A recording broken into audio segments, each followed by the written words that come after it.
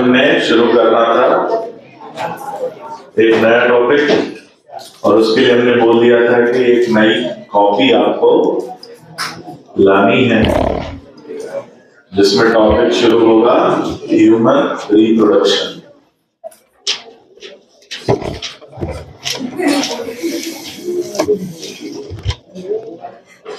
बातें कम करिए। तो मानव जनन तंत्र या ह्यूमन रिप्रोडक्शन हमें जो है मानव जनन या ह्यूमन रिप्रोडक्शन हमें पढ़ना है। अब सबसे पहले बात करेंगे कि हम इस टॉपिक में पढ़ने क्या वाले हैं। तो इसमें हम लोग सबसे पहले समझेंगे कि जो जनन जो शब्द है इस शब्द का अर्थ क्या है और मानव में ये जो क्रिया है ये किस प्रकार संपन्न होती है और उसके लिए मानव में अलग अलग प्रकार के जनन तंत्र पाए जाते हैं और उनसे संबंधित जो संरचनाएं और उनके कार्य और अलग अलग समय पर घटने वाली घटनाएं ये हम इस चैप्टर में देखने वाले हैं। तो सबसे पहले परवेज और उसके पीछे वाली लाइन दोनों उठो आ गया। दोनों लाइन तुम लोग इधर खाली है उधर बैठक ही कर रहे उठो वहां से तीनों लाइन उठो। आओ आगे बहुत जगह उठो। हाँ तुम भी उठो नहीं तो बाहर उठो तुरंत 2 मिनट के अंदर फुर्ती दिखाओ नहीं तो रॉकेट लगा देंगे पैरों में।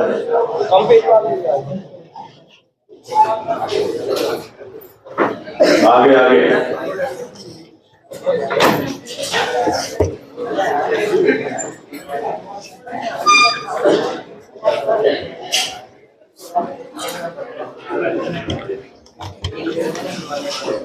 इधर से उधर से आओ आगे आगे।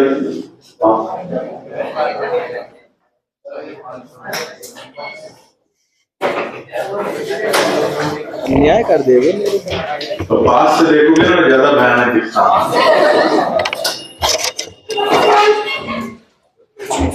चलो तो सबसे पहले हेडिंग डालेंगे रिप्रोडक्शन।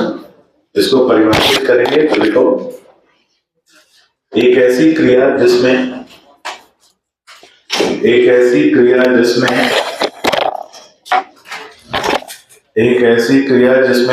या एक से अधिक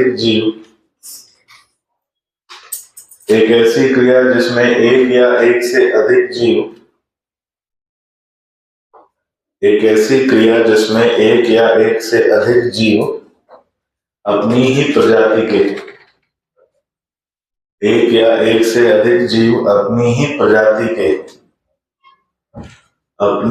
प्रजाति के नए जीव का निर्माण करते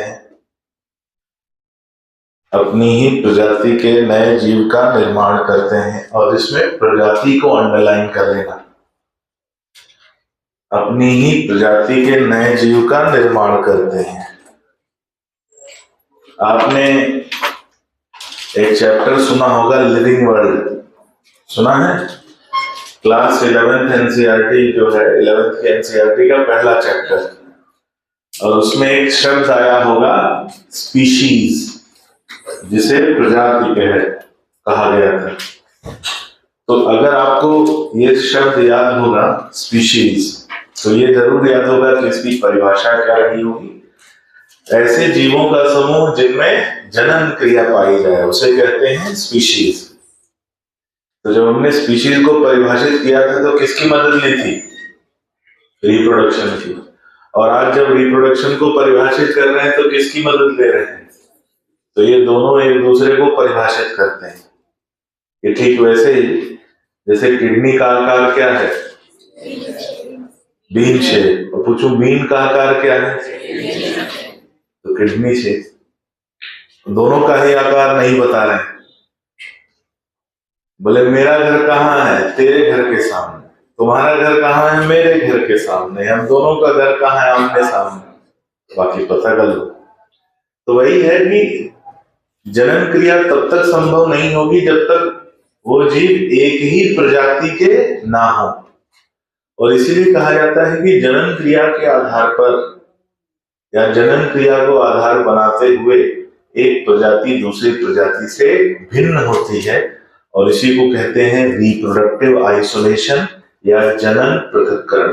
क्या बोला जाता है? Reproductive isolation. तो अगला पॉइंट स्टार लगा के लिखना कि जनन क्रिया को आधार बनाकर ही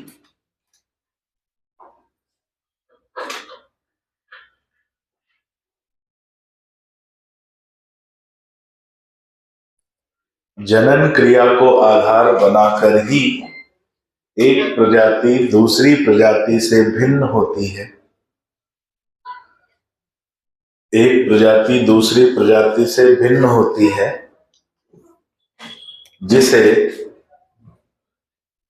जिसे रिप्रोडक्टिव आइसोलेशन या जनन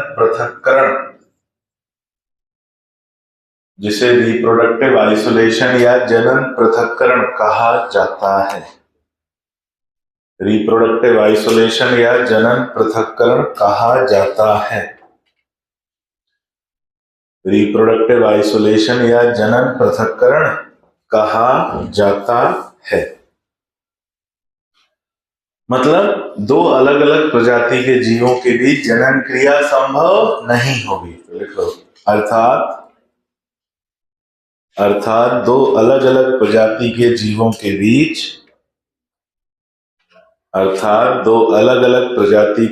के बीच जनन क्रिया संभव नहीं होगी। दो अलग अलग प्रजाति के जीवों के बीच जनन क्रिया संभव नहीं होगी। जनन क्रिया संभव नहीं होगी, लेकिन इसके कुछ अपवाद भी पाए जाते हैं। तो लिख लो, किंतु इसके कुछ अपवाद भी पाए जाते हैं।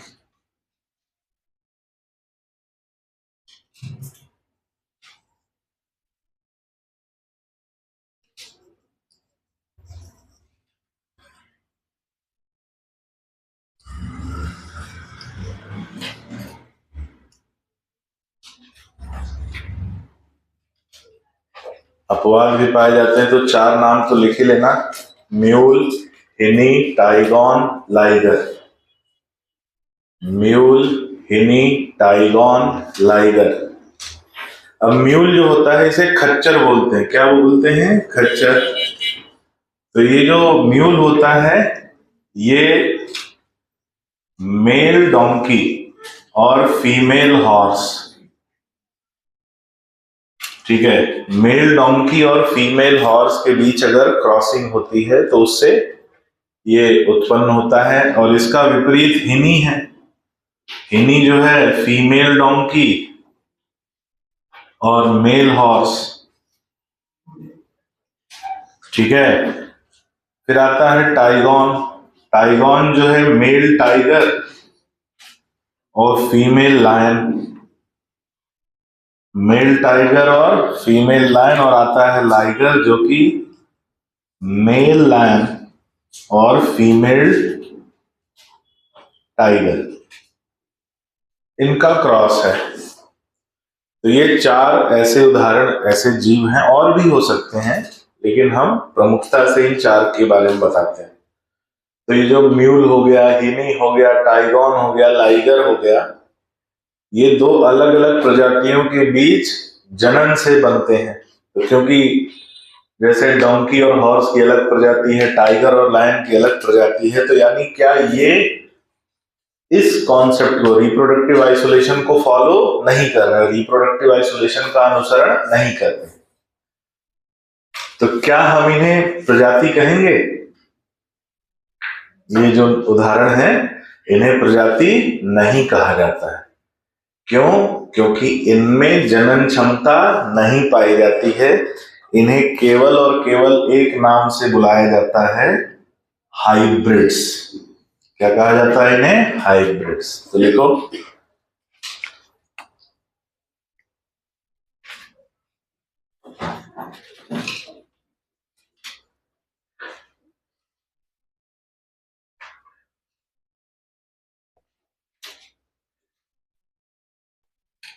देखो, ये जीव अलग अलग प्रजाति के क्रॉस से बनते हैं या संकरण।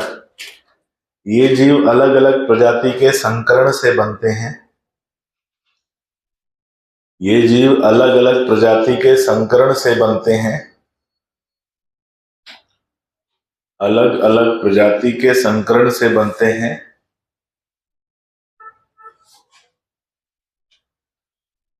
और इन्हें हाइब्रिड्स कहा जाता है। और इन्हें हाइब्रिड्स कहा जाता है।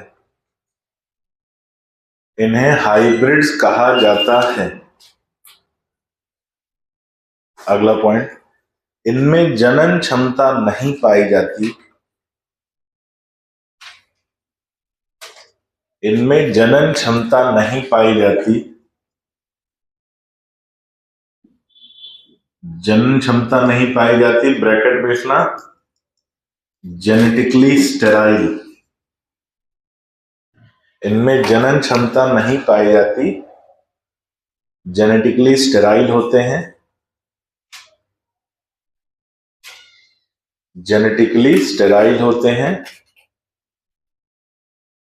जिनमें प्राकृतिक रूप से जनन क्षमता ना हो, उसमें उन्हें क्या कहा जाता है? Genetically sterile. यही इसकी परिभाषा है। जेनेटिकली स्टेराइल होते हैं और इन्हें प्रजाति नहीं कहा जाता। और इन्हें प्रजाति नहीं कहा जाता। They are not termed as species. इन्हें प्रजाति नहीं मानते, ये स्पीशीज नहीं है।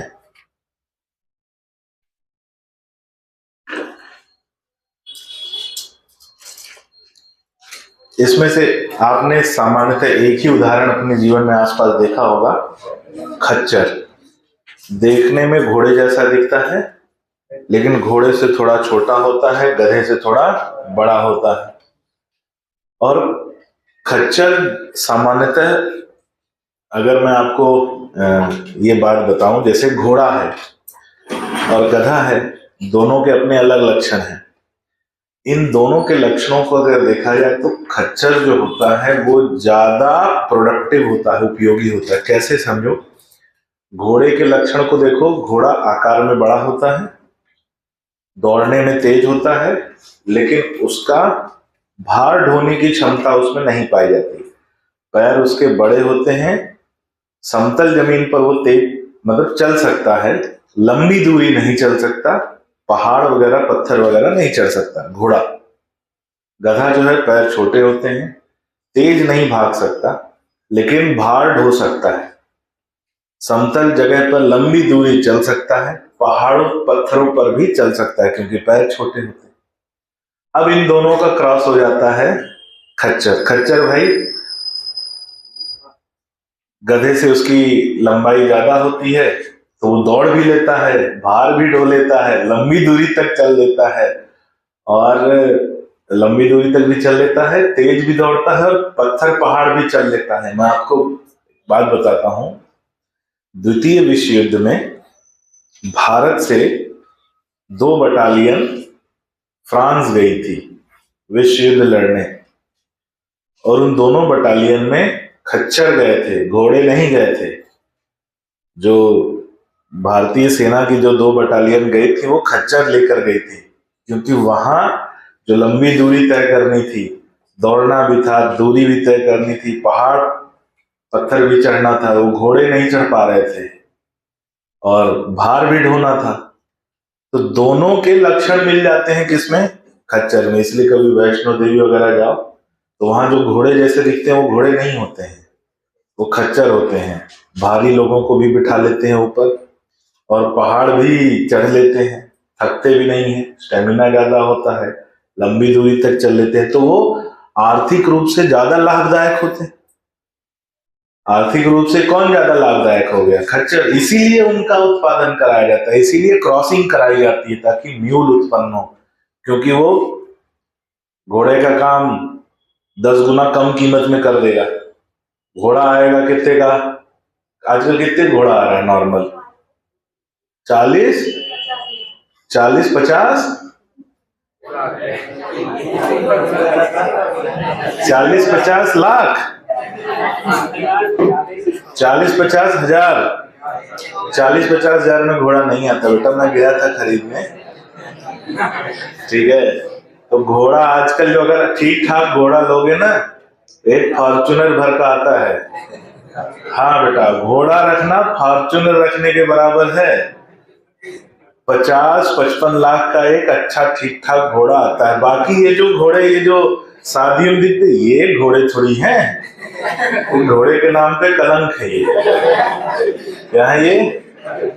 ठीक है, घोड़ा घोड़ा आता है या तो मारवाड़ी घोड़ा हो, ठीक है, जो कि असली नस्ल देखी जाती है ना, उसमें महाराणा प्रताप वाला जो चेतक था, मारवाड़ी नस्ल का घोड़ा था, ठीक है। तो ऐसे घोड़े होते हैं। अब ये 10-20 हजार वाले घोड़े थोड़ी होते हैं, ये तो क्रॉस का क्रॉस होता है ये। जैसे भाई नस्ल होती है घोड़ों में, 2-3 करोड़ तक घोड़े जाते हैं, सामान्यतः पहुंच जाते हैं अगर असली नस्ल का घोड़ा हो। और यही होता है कुत्तों में भी, डॉग्स, वो जो दूर दूर करके भगा देते हैं ना देसी वाले। कभी एक बढ़िया वाला अच्छी नस्ल का कुत्ता लेने जाओ, 1 लाख का पड़ेगा। अगर उसका नस्ल सही होगा, सर्टिफिकेट वगैरह लेकर 1 लाख का पड़ेगा, जिसपे सर्टिफिकेट होता है। तो नस्ल की बड़ी अहमियत है। जैसे हम लोग अगर बात करें, हम लोग शुद्ध नस्ल नहीं है, बात कड़वी लग सकती है। इंसानों की केवल 4 ही नस्ल शुद्ध है। 4 नस्ल कौन सी शुद्ध है, ध्यान से सुनो। एक हो गए नीग्रोज, क्रिस गेल वाले, क्रिस गेल है ना, ब्रायन लारा, नीग्रोज शुद्ध नस्ल है। दूसरे हो गए एशियन, चाइनीज, चाइना वाले, इनकी जिनकी आंखें ऐसी चढ़ी रहती हैं, वो शुद्ध नस्ल है। तीसरे हो गए जो यूरोप वाले हो गए, यूरोपियन, आर्यन जिनको कहा जाता है, शुद्ध आर्यन नस्ल, जिनके सफेद बाल, नीली आंखें होती हैं। वो मूलतः जर्मनी क्षेत्र के उत्पत्ति है और वही हिटलर को सनक चढ़ी थी। आर्यन तीसरे हो गए। चौथे हो गए ये द्रविडियंस, हम लोग जो साउथ इंडियन बोलते हैं ना, साउथ इंडियन, वो असली मूलतः भारतीय हैं। जो हम लोग साउथ इंडियन बोलते हैं ना, साउथ के हैं, वो साउथ के नहीं है, वही असली मूलतः भारतीय हैं। तुम लोग अब कभी अपना डीएनए अगर जांच कराओगे ना कि हमारे डीएनए में किसके किसके जीन उपस्थित हैं, हमारे डीएनए में आर्यन जीन उपस्थित है, हमारे डीएनए में पर्शियन जीन उपस्थित है, हमारे डीएनए में थोड़ा सा मिक्स है, मतलब कई कई पीढ़ियों में ये मिक्सिंग हुई है, कई हजार सालों में मिक्सिंग हुई है। तो हम लोग कोई शुद्ध नस्ल नहीं है, ठीक है। तो साउथ वाले जो है ना, वो असली मूलतः भारतीय हैं। तो इसलिए आप अगर अपने बारे में ज्यादा जानना हो तो अपना डीएनए का एक बार जांच करा लो, पता चल जाएगा कि आप में किन किन लोगों का डीएनए उपस्थित है, ठीक है, या किन किन देश में पाए जाने वाले लोगों का डीएनए उपस्थित है, ठीक है। बहुत पुरानी सारी चीजें हैं, सिस्टम है।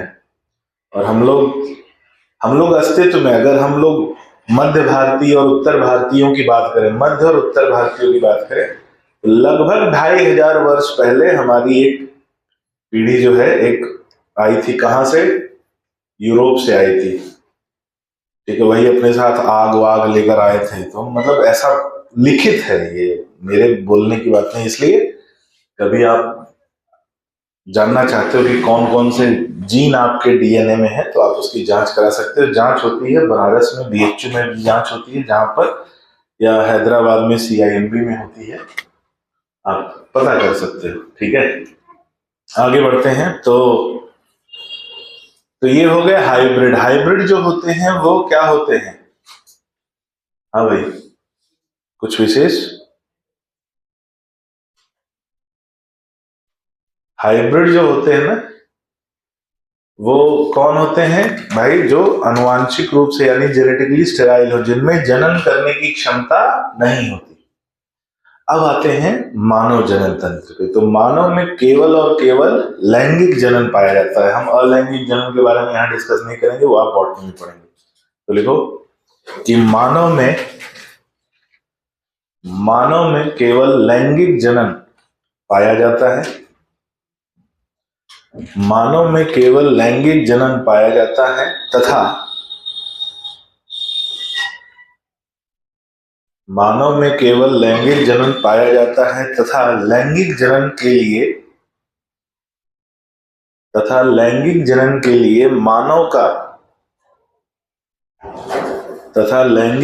के लिए मानव का या मानव में दो प्रकार की आकारिकी पाई जाती है। मानव में दो प्रकार की आकारिकी पाई जाती है, नर और मादा। दो प्रकार की आकारिकी पाई जाती है, नर और मादा, जिसे लैंगिक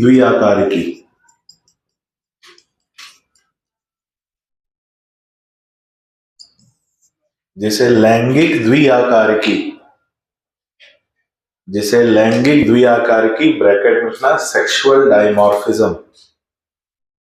लैंगिक द्विआकारिकी ब्रैकेट में लिखेंगे सेक्सुअल डायमॉर्फिज्म। लैंगिक द्विआकारिकी ब्रैकेट में लिखेंगे सेक्सुअल डायमॉर्फिज्म।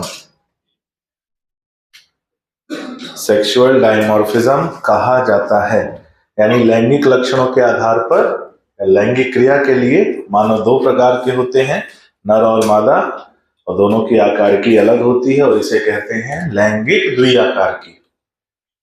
ठीक है। अब एक बात आती है कि मानव में जनन क्रिया के लिए जो तंत्र काम करता है उसे मानव जनन तंत्र कहते हैं। और जनन तंत्र में जो लैंगिक अंग है वो दो प्रकार के होते हैं, प्राथमिक जनन अंग और सहायक जनन अंग। ठीक है, तो लिखो कि मानव जनन तंत्र में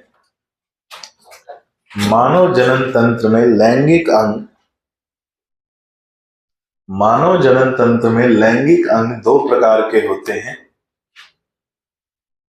मानव जनन तंत्र में लैंगिक अंग दो प्रकार के होते हैं। मानव जनन तंत्र में लैंगिक अंग दो प्रकार के होते हैं। लैंगिक अंग दो प्रकार के होते हैं। पहला प्राथमिक जनन अंग,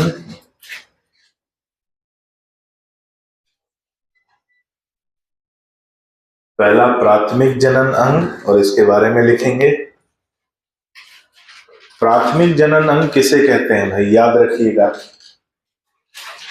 ऐसे जनन अंग, ध्यान से सुनना, जिनमें तीन लक्षण पाए जाएं। कितने लक्षण? तीन लक्षण पाए जाएं, वो प्राथमिक जनन अंग कहलाएगा। पहला लक्षण, वो अंग जन्म से उपस्थित होना चाहिए। दूसरा, वही अंग युग्मक का निर्माण करेगा, यानी गैमीट का निर्माण करेगा। और तीसरा, उसके द्वारा लैंगिक हार्मोन का स्राव पाया जाएगा। तो जो कोई भी अंग ये तीन कार्य कर रहा है उसे कहेंगे प्राथमिक जनन अंग। तो लिखो कि इनमें तीन लक्षण पाए जाते हैं। प्राथमिक जनन अंग में लिखना, इनमें तीन लक्षण पाए जाते हैं। नंबर एक, ये जन्म से उपस्थित होते हैं। इनमें तीन लक्षण पाए जाते हैं। नंबर एक, ये जन्म से उपस्थित होते हैं। नंबर एक, ये जन्म से उपस्थित होते हैं। ये जन्म से उपस्थित होते हैं। नंबर दो, ये युग्मक निर्माण करते हैं। नंबर दो, ये युग्मक निर्माण करते हैं। ब्रैकेट में गैमीट फॉर्मेशन। ये युग्मक निर्माण करते हैं, ब्रैकेट में लिखना गैमीट फॉर्मेशन। ये युग्मक निर्माण करते हैं, ब्रैकेट में लिखना गैमीट फॉर्मेशन। और नंबर तीन, ये लैंगिक हार्मोन स्त्रवित करते हैं। नंबर तीन, ये लैंगिक हार्मोन स्त्रवित करते हैं। उदाहरण दो ही अंग हैं भाई। मेल में आएगा टेस्टिस और फीमेल में आएगी ओवरी। मेल में आएगा टेस्टिस और फीमेल में आएगी ओवरी। केवल यही दो प्राथमिक जनन अंग कहलाते हैं क्योंकि तीनों लक्षण इन दोनों में पाए जाते हैं।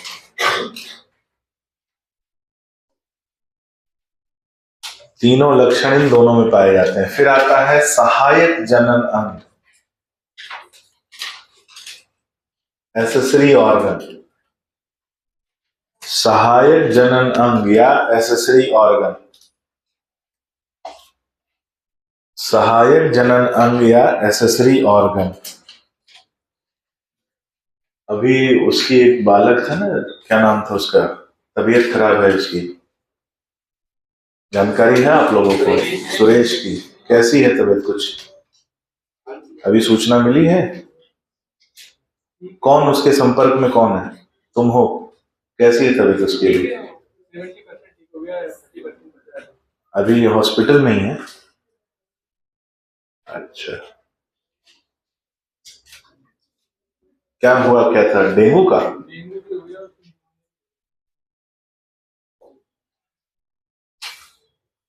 बड़ा हिम्मती बालक है।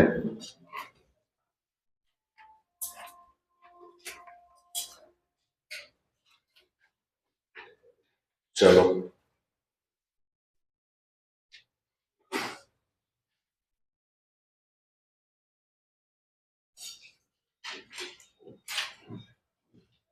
एसेसरी ऑर्गन, एसेसरी ऑर्गन हो गया सहायक अंग। सहायक अंग बोलते हैं कि ये वो अंग हैं जो ये तीनों काम नहीं करते। तो क्या करते हैं? ये केवल युग्मक के स्थानांतरण में सहायता करते हैं, उसके जो गैमीट बना है उसके ट्रांसपोर्ट में हेल्प करते हैं। ठीक है, तो लिख लो कि ये अंग गैमीट के स्थानांतरण में, ये अंग गैमीट के स्थानांतरण में सहायक होते हैं। गैमीट के स्थानांतरण में सहायक होते हैं। अब बात आती है कि कौन होता है ऐसा, तो जो जनन तंत्र में इन दोनों को छोड़कर बाकी सभी आते हैं किसमें? तो लिख लो जनन तंत्र में टेस्टिस और ओवरी के अलावा,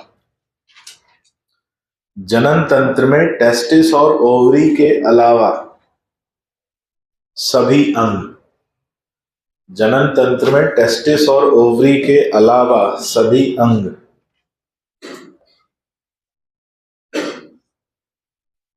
टेस्टिस और ओवरी के अलावा सभी अंग किसमें आते हैं? सहायक जनन अंग यानी एसेसरी ऑर्गन में आते हैं।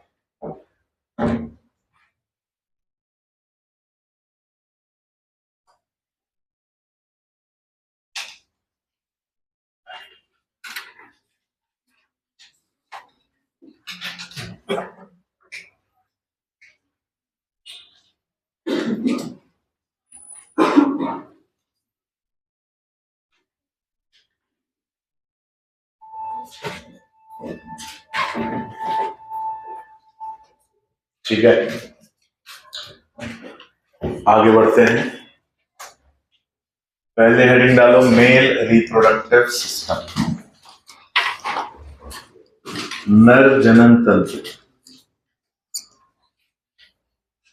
मेल रिप्रोडक्टिव सिस्टम या नर जनन तंत्र, मेल रिप्रोडक्टिव सिस्टम या नर जनन तंत्र।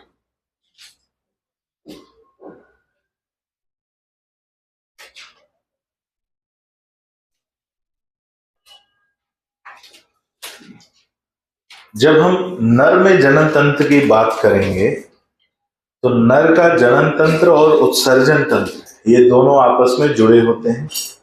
दोनों में एक समान जो है मार्ग पाया जाता है, यूरेथ्रा, जो दोनों का भाग है। वो जनन तंत्र में भी कार्य करता है, उत्सर्जन तंत्र में भी कार्य करता है।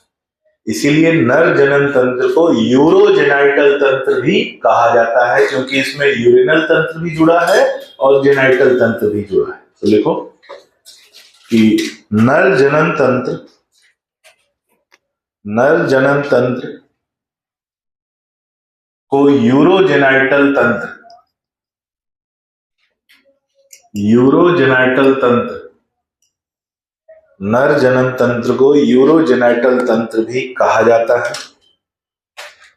नर जनन तंत्र को यूरोजेनाइटल तंत्र भी कहा जाता है। यूरोजेनाइटल तंत्र भी कहा जाता है क्योंकि यह उत्सर्जन तंत्र से जुड़ा होता है। क्योंकि ये उत्सर्जन तंत्र से जुड़ा होता है और दोनों में समान मार्ग और दोनों में समान मार्ग दोनों में समान मार्ग यूरेथ्रा पाया जाता है। दोनों में समान मार्ग यूरेथ्रा पाया जाता है। यूरेथ्रा पाया जाता है। अगला पॉइंट, नर जनन तंत्र की आंतरिक संरचना। नर जनन तंत्र की आंतरिक संरचना निम्न प्रकार से होती है। नर जनन तंत्र की आंतरिक संरचना निम्न प्रकार से होती है।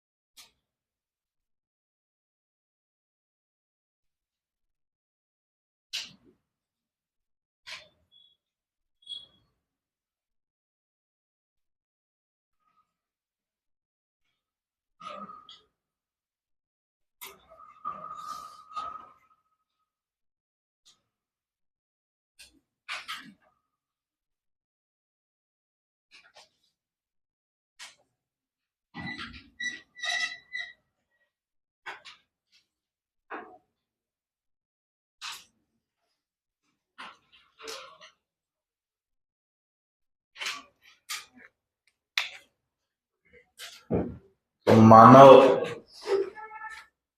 में नर जनन तंत्र की ये संरचना है, जिसमें नर जनन तंत्र के अंग, नलिकाएं, ग्रंथियां इत्यादि उपस्थित हैं। बनाओ भाई।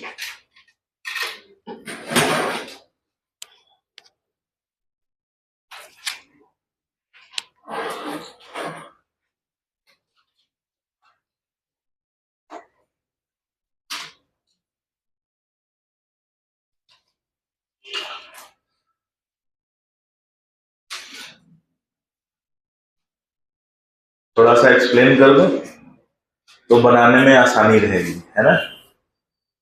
क्या है समझिए।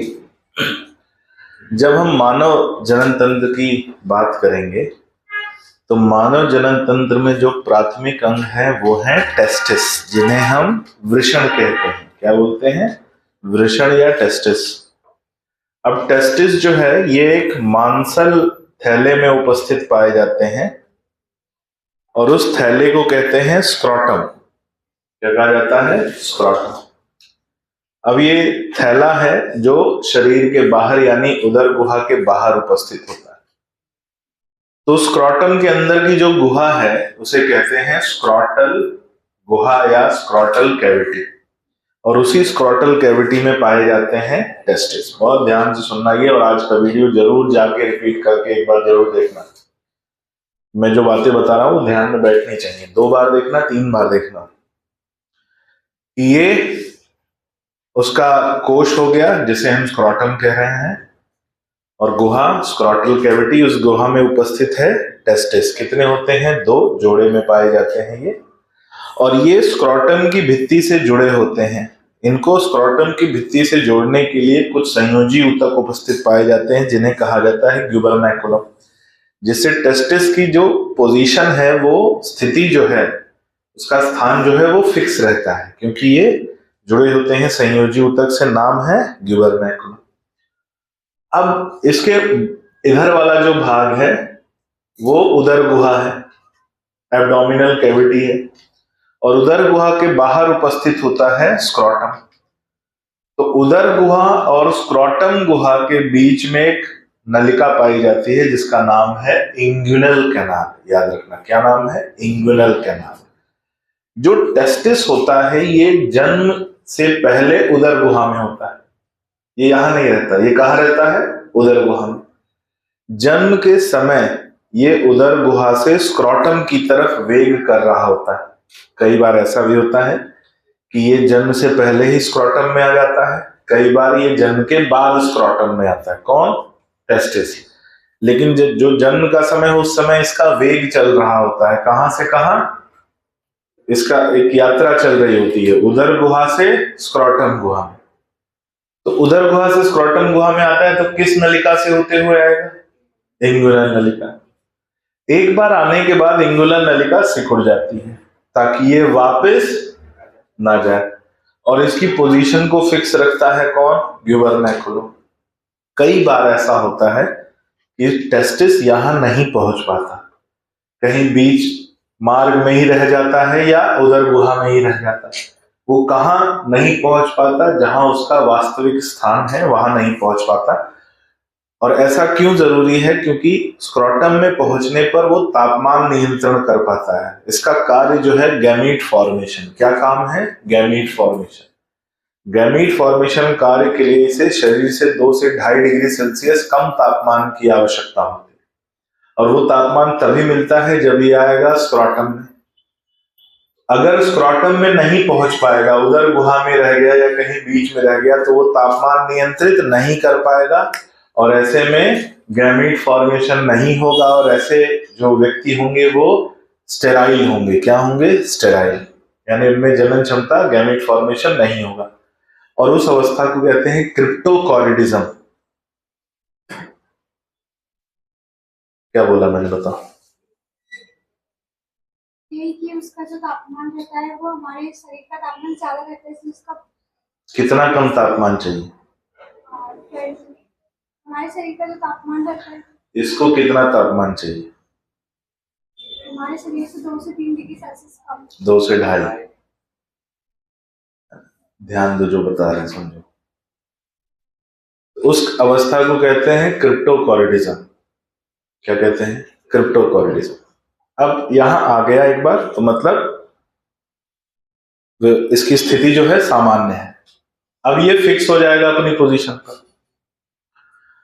अब टेस्टिस से ही लगा हुआ एक अति कुंडलित नलिका भाग होता है, अति कुंडलित नलिका भाग, जिसे कहते हैं एपिडिडाइमस। हम लोग आगे इसको देखेंगे। इसके 3 भाग होते हैं। नलिकाएं उपस्थित होती हैं, अति कुंडलित रूप में पाई जाती हैं, और यहां से एक नलिका बाहर निकलती है और इंगुइनल कैनाल से होते हुए उदर गुहा में जाती है। उस नलिका का नाम है वास डिफरेंस। तो वास डिफरेंस कहां से निकला है? एपिडिडाइमस से। किससे होते हुए बाहर गया है? इंगुइनल नलिका। लेकिन वास डिफरेंस के ऊपर एक आवरण पाया जाता है कुछ दूर तक, पूरे में नहीं, इंगुइनल कैनाल के आगे तक, उदर गुहा में पहुंचने तक इसके ऊपर एक आवरण पाया जाता है, और वो आवरण बना होता है तंतुमय संयोजी ऊतक का। किसका बना होता है? तंतुमय संयोजी ऊतक का, और उसे बोलते हैं स्पर्मेटिक कॉर्ड। क्या नाम है? Spermatic cord. ये हम बोल सकते हैं दंड के समान आवरण होता है जो वास डिफरेंस पर उपस्थित होता है और उदर गुहा में कुछ दूरी तक पाया जाता है। उसके बाद जो वास डिफरेंस है वो ये है यूरिनरी ब्लैडर, और यूरिनरी ब्लैडर के में जुड़ता है यूरेटर। तो यूरिनरी ब्लैडर है, उसमें दोनों तरफ से आएगा और यूरेटर जुड़ेगा। तो ये वास डिफरेंस यूरेटर के ऊपर से लूप बनाता है। क्या बनाता है? लूप, एक पूरा गोल चक्कर बनाता है। तो ये आया और लूप बनाया। लूप बनाते हुए ये यूरिनरी ब्लैडर के नीचे आधार पे पहुंचता है, और यूरिनरी ब्लैडर के नीचे आधार पर यूरेथ्रा उत्पन्न हो रहा होता है। उसी यूरेथ्रा से जाकर ये मिलता है, लेकिन उसके मिलने से पहले जब ये आधार पर पहुंचता है तो वास डिफरेंस में ग्रंथि जुड़ती है, खुलती है ग्रंथि। उस ग्रंथि का नाम है सेमिनल वेसिकल। टेस्टिस कितने हैं? 2। वास डिफरेंस कितने होंगे? 2। तो हर एक वास डिफरेंस में एक सेमिनल वेसिकल खुलेगी, तो कुल सेमिनल वेसिकल की संख्या होगी 2। अब जब ये सेमिनल वेसिकल वास डिफरेंस में खुल जाता है, उसके बाद जो नलिका वाला भाग है, इससे पहले इसका नाम था, इसके खुलने के बाद इसका नाम बदल जाता है। क्या हो जाता है? इजैकुलेटरी डक्ट, या जिसे कहते हैं स्खलन नलिका। वास डिफरेंस है, उसमें खुल गया सेमिनल वेसिकल, अब वो बन गया है क्या? स्खलन नलिका या इजैकुलेटरी डक्ट। तो इजैकुलेटरी डक्ट भी कितनी होंगी? 2। अब ये आधार पर, यूरिनरी ब्लैडर के आधार पर एक ग्रंथि पाई जाती है जिसका नाम है प्रोस्टेट ग्रंथि। ये दोनों इजैकुलेटरी डक्ट यानी स्खलन नलिका प्रोस्टेट ग्रंथि में प्रवेश करती हैं और यूरेथ्रा से मिलती। किससे मिलती हैं? तो दोनों आगे कहां मिलती हैं? यूरेथ्रा से। यूरेथ्रा में मिलने से पहले इसमें एक सूजा हुआ, एक फूला हुआ भाग पाया जाता है जिसे कहते हैं एम्पुला। ये कहां उपस्थित होता है? ये सेमिनल वेसिकल के बाद और यूरेथ्रा में जुड़ने से पहले इसमें पाया जाता है इजैकुलेटरी डक्ट में, फूला हुआ भाग, नाम है एम्पुला। अब स्खलन नलिका या इजैकुलेटरी डक्ट जुड़ गया किसमें? यूरेथ्रा में। किस ग्रंथि के अंदर? प्रोस्टेट ग्रंथि के अंदर। अब यहां से यूरेथ्रा आगे जाएगा, और यूरेथ्रा के दोनों तरफ, यानी यूरेथ्रा में एक जोड़ी छोटी छोटी और ग्रंथियां खुलती हैं जिनका नाम है काउपर्स ग्रंथि। क्या नाम है? काउपर्स ग्रंथि। इनका एक नाम और भी है, बल्बो यूरेथ्रल ग्रंथि भी कहा जाता है, काउपर्स ग्रंथि भी कहा जाता है। इस ग्रंथि के जुड़ने के बाद, खुलने के बाद यूरेथ्रा आगे जाता है और नर जननांग के माध्यम से बाहर खुलता है, और बाहर जो इसका द्वार होता है यूरेथ्रा का, उसे बोलते हैं यूरेथ्रल मीएटस। यहाँ एक मांसल नर जननांग उपस्थित होता है जिसे कहते हैं पेनिस, जिसमें कोमल पेशियां पाई जाती हैं।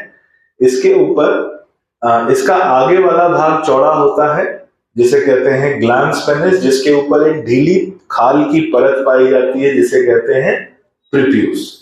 तो ये संरचना है जो मानव जनन तंत्र में, नर जनन तंत्र की पाई जाती है।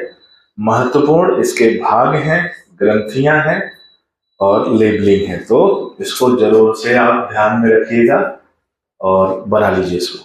आगे बढ़ते हैं।